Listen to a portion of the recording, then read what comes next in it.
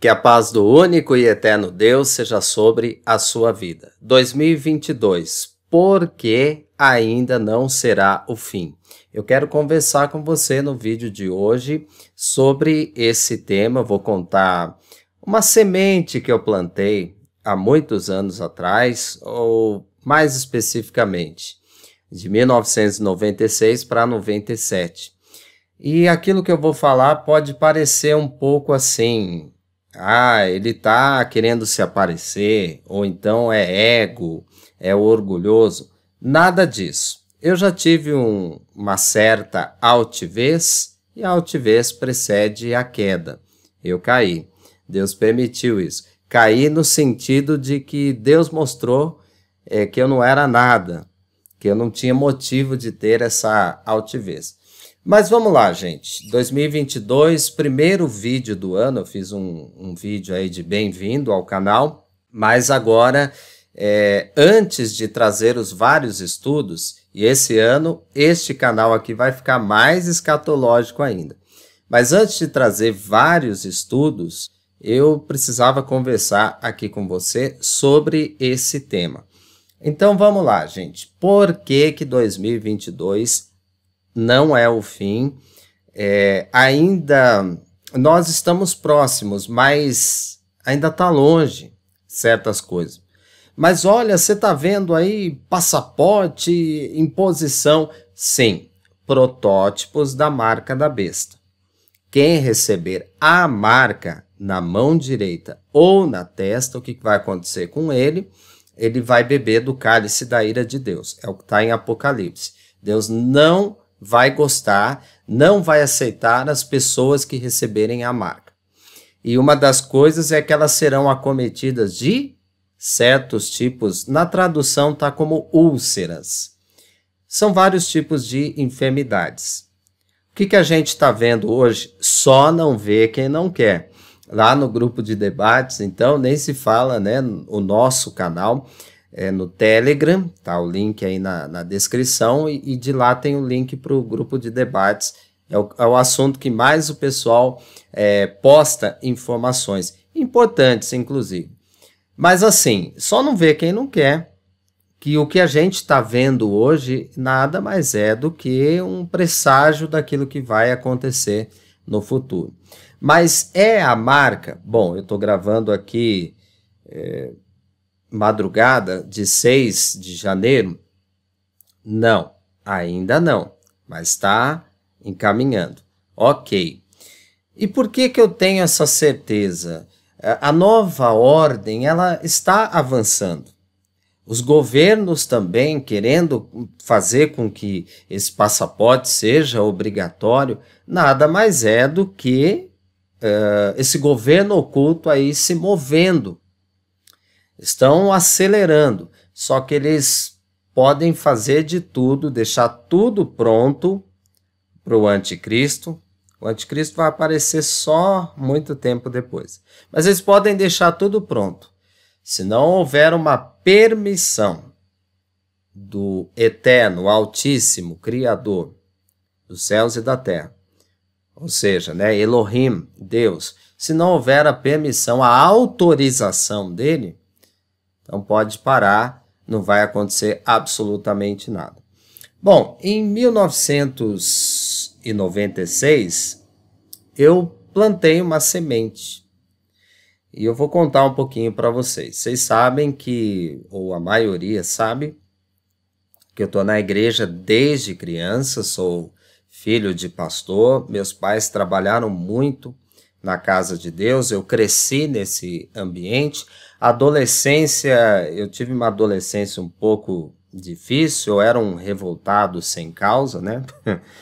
Mas, enfim, tive um encontro com Deus de 16 para 17 anos de idade e resolvi servi-lo de todo o meu coração. A princípio eu era músico, tecladista, e a minha função na igreja era tocar esse instrumento. Tínhamos uma banda que estava indo para frente e esse era o objetivo da minha vida, sabe, assim, no sentido, servir a Deus tocando Mas meu pai ele foi transferido para outra cidade, para outra igreja, e eu não me adaptei com a outra banda lá, fiquei meio assim, isso foi a permissão de Deus, porque eu comecei a pensar em algo que eu nunca havia pensado: pregar a palavra, ser usado por Deus, sair para o ministério. Porque desde criança, né? Ô pastorzinho, eu tinha uma raiva de ouvir isso. E eu falava, eu não sou pastor. Ah, seu pai não é pastor? Sim. Então, filho de peixe, peixinho é. E aquilo me deixava muito nervoso, né? Eu jamais serei pastor e não queria ser mesmo.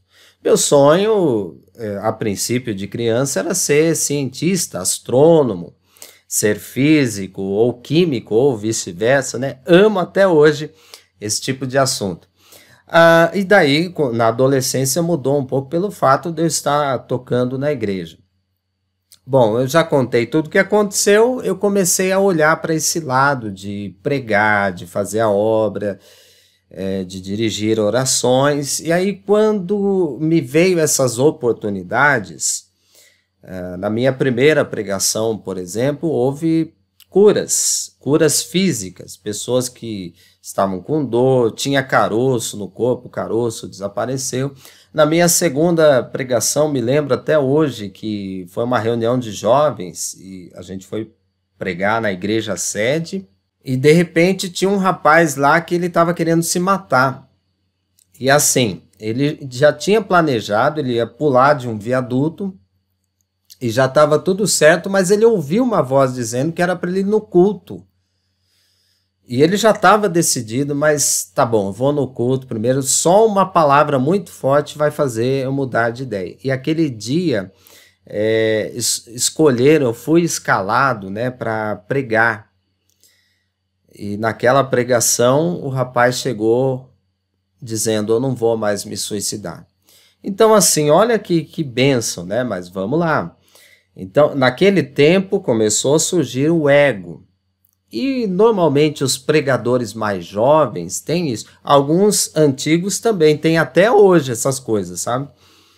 Mas vamos lá, eu vou resumir bastante para vocês aqui. Comecei a pregar em vários lugares e não tinha um desses que não houvesse curas instantâneas. E as pessoas contavam os testemunhos. Eu cheguei a ordenar por um homem que ele usava muletas, que ele deixasse e começasse a andar sem esse auxílio. E isso aconteceu. E nesse período, eu jejuava muito e orava muito também. Orava muito, que eu quero dizer assim, era comum eu orar 4, 5 horas por dia, era mais de madrugada. Eu ia muito nos montes, né, nas vigílias, já cheguei a orar cerca de 8, 9 horas por dia. Orava bastante e lia muitos livros, dentre eles também a Bíblia. Mas eu pegava bastante, principalmente os livros do Kenneth Hagin, um americano, né, já falecido, mas que era muito usado por Deus nesses milagres. Então era isso que eu estava buscando. E aí, um dia, eu fui pregar sobre a conversão do apóstolo Paulo e eu disse que ele estava indo para Damasco e eu usei a expressão seguinte, e a Bíblia diz que ele estava montado num cavalo e quando ele viu Jesus, ele caiu do cavalo. Naquele momento, o Espírito Santo perguntou bem aqui, né, no meu ouvido esquerdo, eu reconheço a voz até hoje, você tem certeza que a Bíblia diz que Paulo estava montado num cavalo? E agora? Aquilo eu tremi. Continuei pregando. Orei pelas pessoas depois da pregação.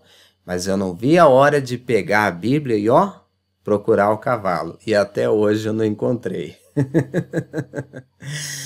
Olha, gente, essa discussão é o seguinte, é possível, provavelmente ele estava num cavalo ou poderia estar no camelo, na carruagem, mas a questão é que a Bíblia não diz que ele estava montado. E aí, o que Deus falou para mim naquela noite? Você é cheio do meu espírito, mas você é zero na minha palavra. E assim, naquela mesma época, eu conheci um pastor, né, isso em 96. Quantas vezes você leu a Bíblia de capa a capa? Ele sabia bastante, ele tinha muitas respostas. Aí ele falou assim, 36 vezes. E ele falava meio envergonhado. Puxa vida, 36 vezes leu a Bíblia de capa a capa, de Gênesis ao Apocalipse, e está envergonhado. E ele acrescentou assim, né? E eu leio a Bíblia de capa a capa 2 vezes por ano. Dá para ler tranquilo, de 1 hora, você pega todo dia, você lê. Mas que tapa na cara, né? E por que ele ficava envergonhado? Muito simples, porque quando ele era jovem e fazia seminário, a moça que trabalhava junto com ele, ela tinha lido a Bíblia 50 vezes. Olha aí. E aí ele deu essa dica que dava para ler 2 vezes por ano. Aí eu falei, beleza. Era em 96 para 97. Hoje nós estamos aí 6 de janeiro. Dá tempo de fazer a mesma coisa se você quiser. Eu lancei uma semente. Eu disse assim, então é o seguinte, a partir de 1º de janeiro, Gênesis capítulo 1. Eu vou ler a palavra e vamos ver o que vai dar. E quero ver quantas vezes eu consigo ler no ano. Então isso foi em 97. E nesse ano de 97 eu li 4 vezes. Bastante, né? Entendi tudo? Claro que não. Fiz algumas leituras dinâmicas. Olha, quando a gente chega em certos mandamentos da Torá, na primeira vez não dá para, sabe? E passei batido mesmo. Livro de Esdras, Neemias, primeira vez não entendi nada. O profeta Jeremias, até estava entendendo, mas é muito difícil esse livro. Só que assim, isso foi maravilhoso. Quando eu cheguei no término dos profetas, que eu fui para as palavras de Jesus, eu fiquei encantado. E é isso que acontece quando você começa a descobrir a palavra de Deus.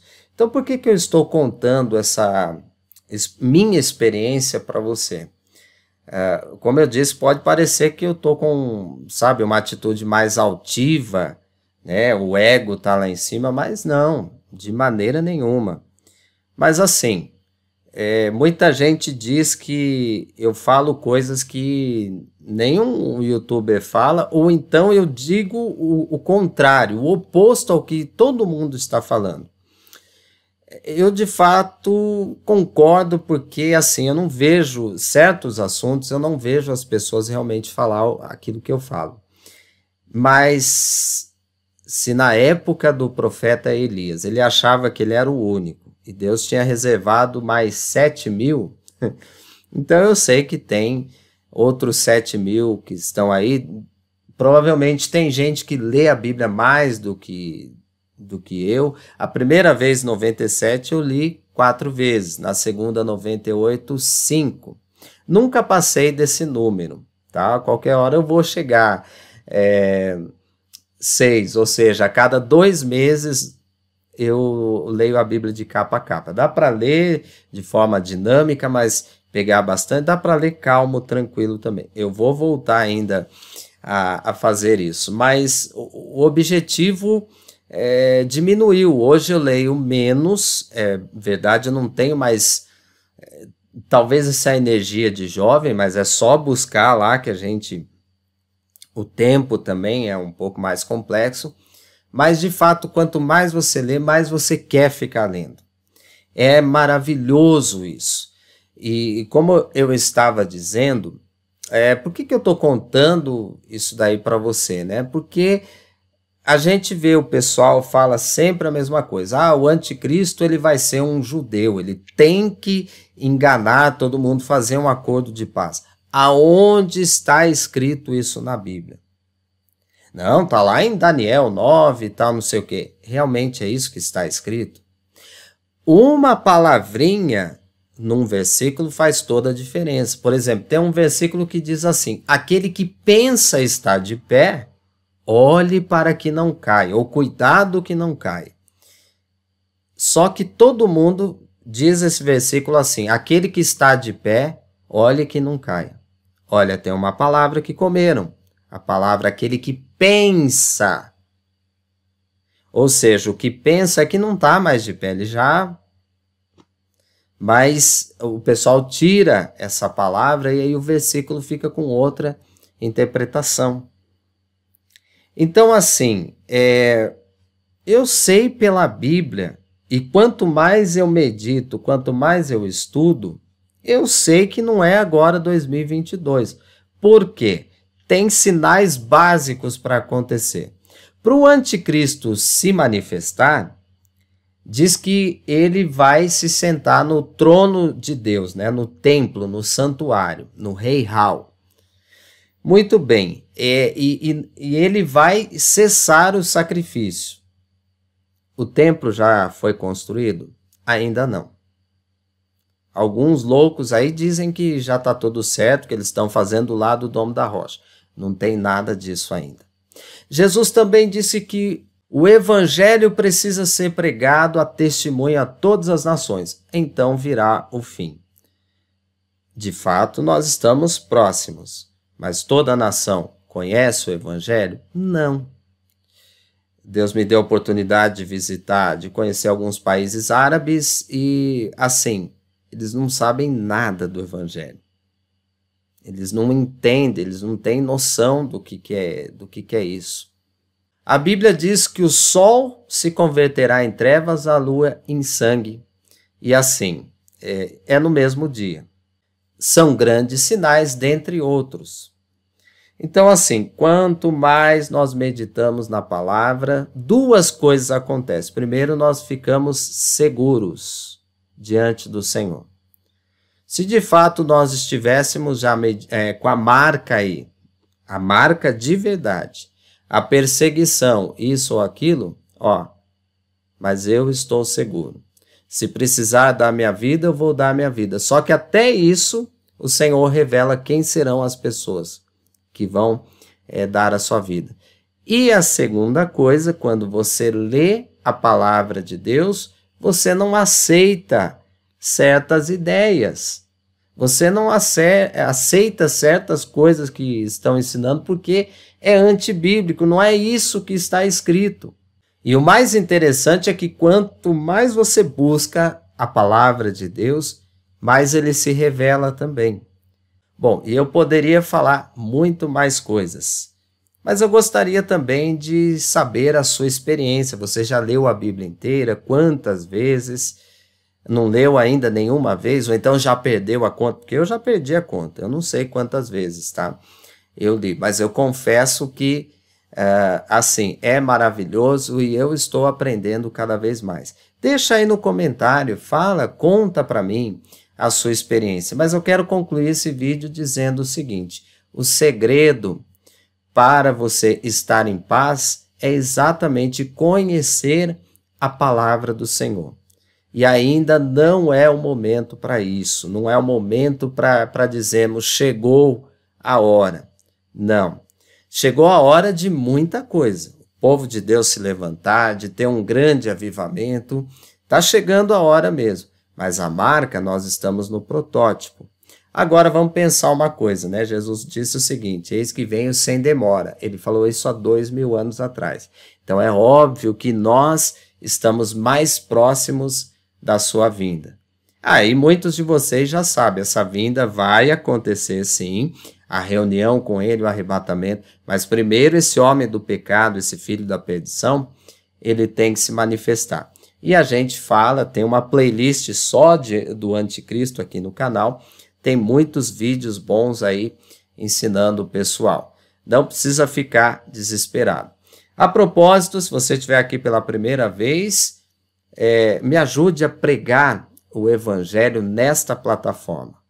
Eu sou uma voz que clama num deserto chamado YouTube. Você pode me ajudar se inscrevendo no canal, compartilhando os nossos vídeos. Aqui não tem sensacionalismo. Aqui nós não ficamos desesperados. Nós ficamos apenas atentos. Mas a gente sabe que mesmo nesse momento de tribulação, o Senhor vai nos guardar e nos proteger. E que Ele te abençoe. Até o próximo vídeo, em nome de Jesus.